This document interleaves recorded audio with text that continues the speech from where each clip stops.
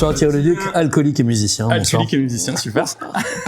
Et ça t'a amené ici donc. Exactement. Du vin et des vinyles. Du vin et des vinyles, exactement. Alors un titre un peu atypique déjà. Ouais, la raison c'est que je considère que c'est le même plaisir, ça se base sur l'émotion quand globalement tu aimes le vin, quelle que soit la façon dont c'est fait, finalement, il y a plein de gens qui s'en fichent complètement. Ce qui compte, c'est l'émotion que tu vas ressentir quand tu vas en boire, avec qui tu bois, etc. La musique, c'est un peu pareil.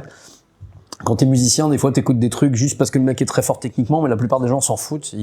C'est l'émotion que tu ressens, et pour moi, c'est très lié, en fait. C'est un truc d'épicurien, un peu de gens qui aiment prendre du plaisir. Okay. Et donc, c'est pas du tout incohérent, au contraire. Voilà. Je trouve qu'il y a un lien logique. Ok. Ouais. Mais à force de faire des allers-retours, finalement, je me suis fait plein d'amis partout, à Perpignan, à Carcassonne. Donc l'Occitanie m'a choisi et je suis arrivé. Et ça c'est bien, voilà, ça c'est bien. Je suis resté, regarde où je suis maintenant. Tu vois. Je suis derrière un bar mais de l'autre côté, tu vois. Ça a changé en fait. Tu vois. Bon, concept partagé un peu en deux, pardon, on peut dire, d'un côté les vinyles, de l'autre côté les vins. Ouais. Au niveau des vins, t'es un autodidacte, on peut dire, ou t'as... Ouais, j'ai toujours adoré le vin et j'ai eu la chance dans ma vie de goûter des vins exceptionnels de la vie que j'avais d'avant. Enfin, voilà, j'ai bu des grands vins, donc j'ai pas une formation du tout d'œnologue. D'ailleurs, je ne mens à personne là-dessus. C'est pour ça qu'en rigolant, je dis tout le temps que je suis alcoolique et musicien, mais c'est pas complètement faux. mais j'adore vraiment le vin. Toute ma vie, j'ai bu du vin, j'ai goûté des vins de partout. Voilà, donc je connais un peu le vin. Je peux dire que je connais un peu. Autodidacte. Mais surtout, j'ai un goût, j'ai un palais comme toi, en fait, et quand je goûte les vins, je vois ce qui est bon, ce qui est pas bon, en tout cas ce qui me paraît être bon, pas bon, bien travaillé, pas bien travaillé, ça c'est subjectif, et je fais des choix, c'est un choix très personnel, après toujours un peu quand tu fais, que ce soit les vinyles d'ailleurs et le vin. Bon, dis-moi, au niveau des styles, vinyles qui sont disponibles ici. Il y a de tout, alors perso, moi j'écoute du rock, de la pop, du blues, du jazz, du reggae, j'adore plein de styles musicaux. Donc évidemment on retrouve ce que j'aime, ce que j'ai écouté, mais pas seulement, j'élargis à tout ce que je considère être de très bonne qualité. Et donc après, là encore, ça peut être subjectif, mais je vais pas vendre un album que je considère douteux, c'est musicalement. Donc je n'écoute pas mais on a déjà parlé de ça, j'écoute pas de métal spécialement, mais si j'écoute un album de Maiden, je vomis pas. C'est-à-dire, je sais que c'est bon. Non mais c'est bon. C'est pas ce qui me touche le plus, mais par contre c'est mortel. Donc j'ai pas de souci à vendre ça. Par contre, voilà, si tu me dis est-ce que tu vas trouver du Joule chez moi un jour, c'est peu probable. Voilà. Ça sera vintage un jour. C'est peu probable. Ouais, mais ça sera vintage, je serai mort. Voilà, ça m'ira très bien. Tu vois, donc là, c'est bon. Et après, je respecte que ça fasse kiffer les gens, mais musicalement, voilà, c'est pas mon job, c'est pas mon rôle. Voilà. J'allais te demander les vinyles, est-ce que toi, avant tout, t'es un collectionneur déjà ? Alors oui et non. Moi, je suis plutôt quelqu'un qui écoute. Donc, j'achète jamais de vinyles pour les revendre ou pour les collectionner. J'achète des vinyles parce que j'ai envie de les écouter. Donc, j'ai pas 10 éditions du même album. Moi, j'ai parmi mes clients des vrais collectionneurs. Ils les ouvrent pas. C'est-à-dire, ils achètent le vinyle, ils l'écoutent pas. Donc, moi, je comprends pas. Mais je respecte là encore. Mais moi, j'achète des vinyles que j'ai envie d'écouter. Donc, je suis plus un mélomane qu'un collectionneur de vinyles. Je veux avoir... Je t'avoue que je m'en fous, moi, perso, un petit peu, de savoir que c'est l'édition originale de 74... Moi, ce que je veux, c'est qu'il sonne bien quand je le mets sur la platine, que j'ai pas trop de bugs dessus et que je puisse me régaler. Donc toi, t'es plutôt là pour le son. Je suis plus dans le son. Et parmi tes clients, donc, t'as plutôt des collectionneurs, des mélomanes, Alors, j'ai plein de genres. J'ai des gens vraiment pointus. C'est étonnant. Il y a des gens ultra pointus. Il y en a pas beaucoup, mais il y en a qui viennent chez moi. Il y a des gens qui viennent de se racheter une platine vinyle ou qui se la sont fait offerte à Noël et qui veulent racheter des classiques absolus parce qu'ils retrouvent le goût des vinyles. Il y a même des gens qui n'ont jamais fait marcher une platine vinyle de leur vie et qui savent même pas comment on met le truc. Donc j'ai un peu de tout. Et après, la plupart sont des gens qui sont très mélomanes et qui adorent la musique, quoi. C'est des gens qui aiment vraiment profondément la musique. Mais il y a de tout. Et au début, moi, je découvre un peu cette activité. Je me suis dit, j'ai pris des albums tellement pointus. Je me suis dit, des fois, lui, je le vendrai jamais.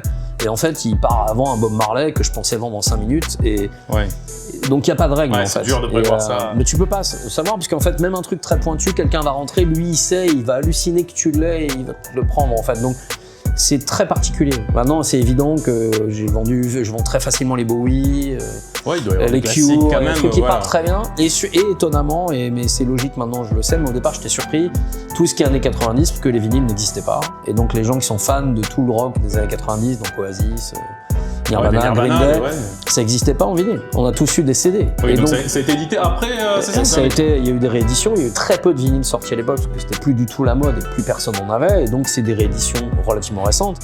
Mais du coup, c'est la première fois que tu vois l'objet en grand, et quand tu as été fan d'un album, que tu as eu un CD, tu vois le vinyle, ça donne envie. Flash. Tout le rap US, ça n'a jamais existé en vinyle, quasiment pas à l'époque. Maintenant, tout le monde les ressort en vinyle, donc ça choque plus personne. Mais les premiers Dre, les premiers Snoop et tout ça, ça n'existait pas. Bon, Thierry, tu goûtes bien, hein, je goûte bien, bah là, il en reste, je suis obligé. Il faut vraiment goûter. Non, mais il est vraiment bon, ils vont se régaler. Il est bon. Ce lieu, c'était déjà une cave avant? Alors ouais, moi j'ai appris ça quand je me suis intéressé à la boutique. Ça a été créé par Costos Roussos, qui était la coopérative de Trousse-Minervois il y a plus de 50 ans. En fait, ce lieu existe depuis plus de 50 ans. Qui a été racheté par une dame qui s'appelle Maggie Vacher et qui était là pendant plus de 15 ans, et j'ai racheté le fonds de commerce à cette dame. Et donc effectivement, il y avait du vrac il y a 40 ans. Il y avait des tonneaux ou robinets, les gens venaient remplir leurs jerrycans, voilà. Donc ça n'existe plus évidemment, je pense qu'il y a plus grand monde qui fait ça par les coopératives, pour des raisons d'hygiène aussi, de qui va livrer ça dans des camions à fuel, enfin je sais pas trop. Oui, dans les centres-villes et tout, compliqué. Et voilà, c'est compliqué, mais par contre, voilà, j'ai gardé un peu l'objet, c'était planqué quand je suis arrivé, et je trouve ça hyper beau. Ouais, ça fait cool. Parce qu'il y a tellement de trucs bien dans la région que c'est hyper dur. Voilà, enfin, franchement, on a de la chance. Bon, déjà, tu vins de la région, bon, c'est 80, un peu classique peut-être. 95%. Ok. C'est pas une question de classique, c'est que déjà le rapport qualité-prix est bluffant. Deux, les gens sont chauvins, carca, et que moi j'ai déjà eu des gens en disant ça, c'est des PO, ils m'ont dit c'est d'ici, je lui ai dit non, c'est à côté, c'est les Pyrénées-Orientales. Et quelqu'un m'a répondu, je prends pas de vin de l'étranger. Donc, il y a un petit peu de... Non, mais c'est très Occitanie à 99%. Et après, j'ai deux exceptions. J'ai un vigneron que j'adore, qui est à Châteauneuf-du-Pape et qui fait des Côtes-du-Rhône exceptionnelles. Ok. Et j'ai un Bordelais un peu fou, qui est un geek et qui a fait des bouteilles de vin Saint-Émilion des Peaky Blinders et la série du Seigneur des Anneaux. Voilà. Ouais, je suis fan de ce qu'il a fait. J'y repasse quand même. Ouais, je suis fan de ça. Je suis vraiment fan de ça. Moi aussi, et en plus, les vins sont vraiment top, quoi. Et donc, voilà, c'est un peu mes deux exceptions absolues. Et sur on voit les caisses et tout, là, comme ça. Franchement, c'est terrible. Corporation. Ah, c'est terrible. Et sur les blancs, j'ai quelques exceptions. Je dois avoir 2 Alsace, etc. Mais massivement, c'est des vins d'ici. Je trouve qu'on a une chance vraiment. Oui, il y a de la matière, oui, c'est sûr. Puis honnêtement, je suis pas d'ici, donc là, je suis pas chauvin. Tout le monde entend à mon accent que je suis pas d'ici. Ah oui, alors attends, parenthèse, mais t'es d'où? Je suis parisien, je m'autoflagelle tous les soirs. Je me soigne. Ouais, je suis un vrai parisien. Bon, ça va, mais t'es. Ouais, je me suis soigné, je me coiffe plus, tu vois. Mais par contre, moi, je suis bluffé. J'ai bu des vins de partout, honnêtement, dans ma vie. L'équivalent en termes de nombre de choix de rapport qualité-prix, je crois qu'il n'y a pas d'équivalent dans le monde. Enfin, moi, j'en connais pas. Il y a une époque où l'Espagne avait des vins remarquables pas chers. Maintenant, c'est plus vrai. Les vins remarquables sont très chers. Et les vins pas chers sont pas bons. et ici, il y a des vins à 10 balles qui sont fous. Enfin, il y a des trucs vraiment géniaux. Vraiment. Et donc, même, je me force pas à rester local, quoi. C'est évident. Enfin, ça pose tout seul, quoi. C'est super logique. Ouais. Tu me fais voir une bouteille coup de cœur ou quelque chose que peut-être qui est pas trop connu ou Moment coup de cœur. Dans mes chouchous ici, alors il y a le Dolium de Pierrefitte. Moi, j'aime beaucoup ce vin. Je suis fan de ce vin. Voilà. Ok. Dolium, c'est un Minervois, c'est fait à Maillac, à côté de Bise, et c'est un domaine génial où tous les vins ont un rapport qualité-prix exceptionnel. Que son entrée de gamme à 8 € comme son haut de gamme à 18 et à 24. Tout mériterait d'être plus cher, il le sait pas, on est content. Et voilà, enfin il le sait en fait, hein, mais voilà. Il y a juste à côté, il y a un corbière assez génial qui est fait à Arquette-en-Val et qui s'appelle les Bouzoles et par un domaine qui s'appelle Gobert Cavaillé, et c'est aussi du super boulot pour le prix. Et là encore, j'insiste sur le côté, alors est-ce que c'est les meilleurs vins de ma vie? Non, mais c'est des très très bons vins.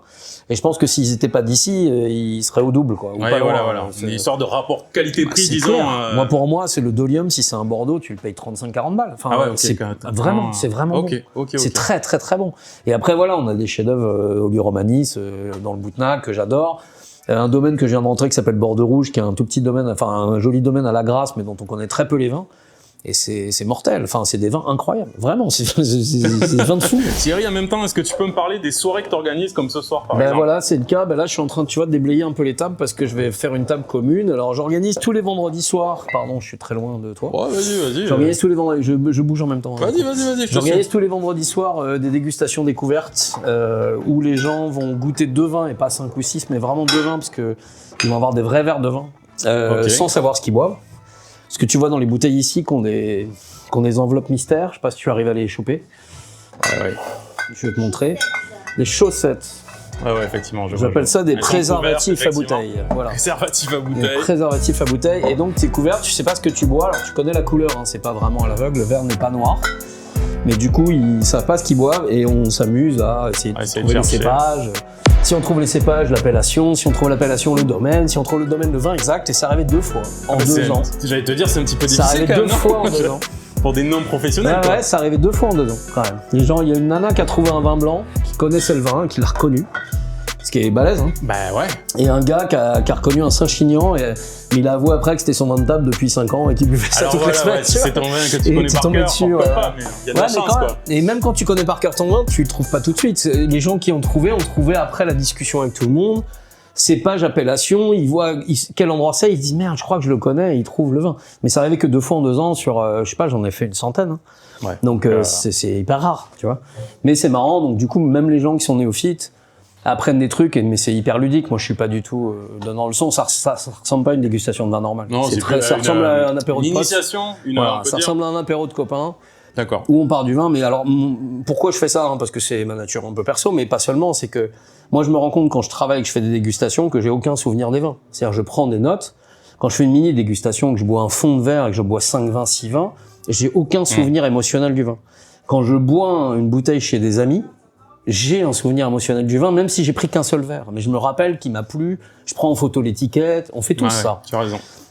Donc la sensation que les gens vont avoir à la fin, alors c'est le risque, il y a que 2 vins, donc ils peuvent ne pas aimer les deux, c'est rarement arrivé, mais ça peut arriver.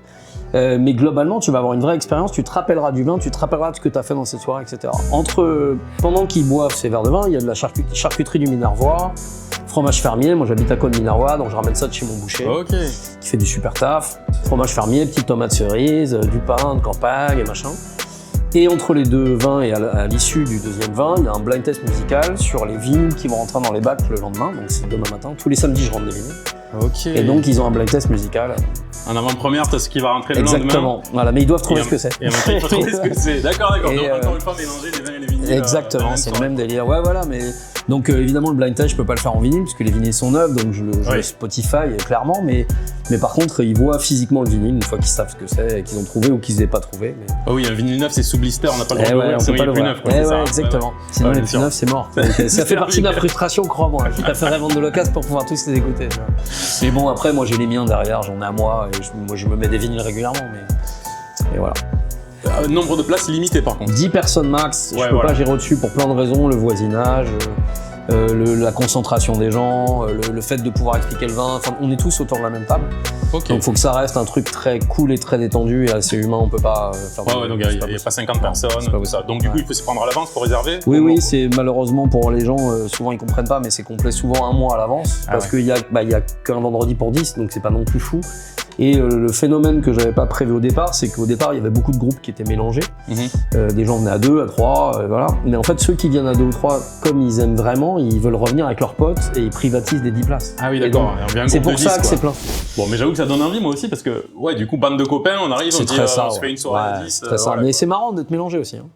Marine, que tu as vu rentrer tout à l'heure, on s'est connus comme ça. Elle est arrivée à une déguste. Elle est venue... Et en plus, c'est l'œnologue, hein, tu sais pas, elle fait genre comme ça. Mais ah oui. La meuf, elle connaît mieux le vin que moi, je te le dis. C'est clair. Ce jour-là, il y avait 3 œnologues, vous étiez 3. Il y avait le mec de Saint-Jacques-d'Albas et t'avais une copine à toi de Limoux. Et il y avait 3 œnologues autour de la table et crois-moi, ils connaissent tous mieux le vin que moi. C'est clair.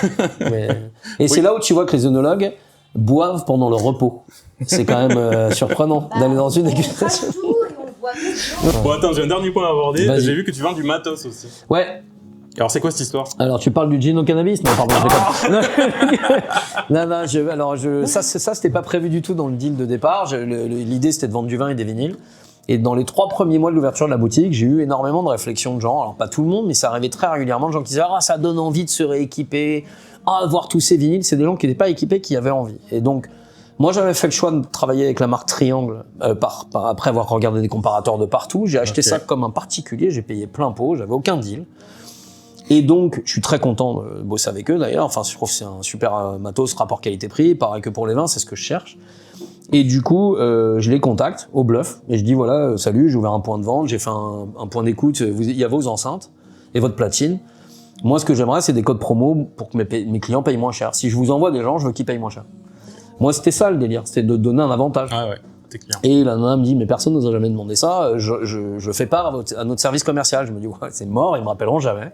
Et le directeur co m'a rappelé, France, qui a été très cool, et qui me dit, on trouve l'idée géniale, on sait pas faire, mais si tu veux, tu peux devenir revendeur. Et du coup, je suis devenu revendeur de la marque, et moi, du coup, je fais ce que je veux, un peu. Enfin, je fais les mêmes prix qu'Internet, je m'aligne déjà sur Internet, c'est pas plus cher. Et si en fonction des achats, je peux offrir 1 ou 2 vinyles à l'achat, enfin tu vois, je fais des trucs. Ok, t'arranges quand même. Mais parce que c'est pas mon travail de départ, je suis pas censé être un revendeur hi-fi, pareil, je vais pas, je suis pas en train de dire que je suis œnologue, je suis pas non plus un spécialiste de la haute fidélité, de très haut niveau, je suis musicien, j'ai une oreille, hein, mais j'ai des clients bien plus pointus que moi sur les trucs hi-fi, qui ont des câbles de fou, des trucs, c'est vraiment leur délire.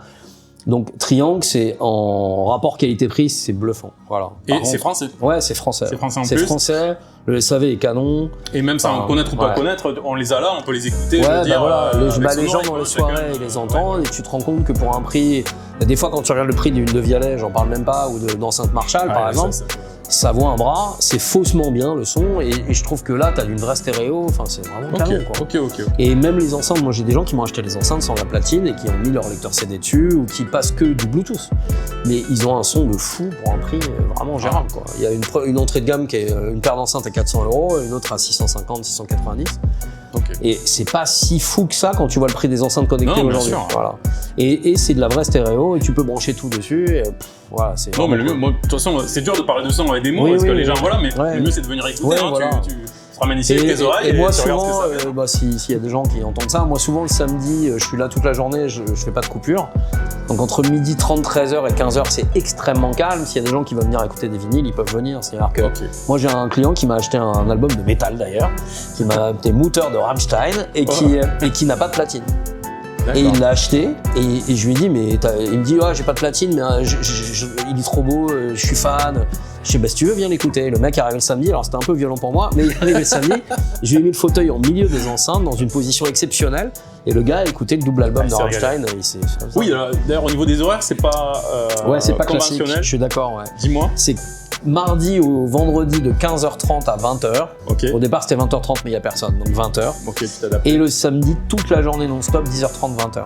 Voilà. D'accord. Il est possible que dans quelques mois, j'ouvre aussi les matins la semaine, mais pour l'instant, c'est une question logistique, c'est trop compliqué. Voilà. Ok.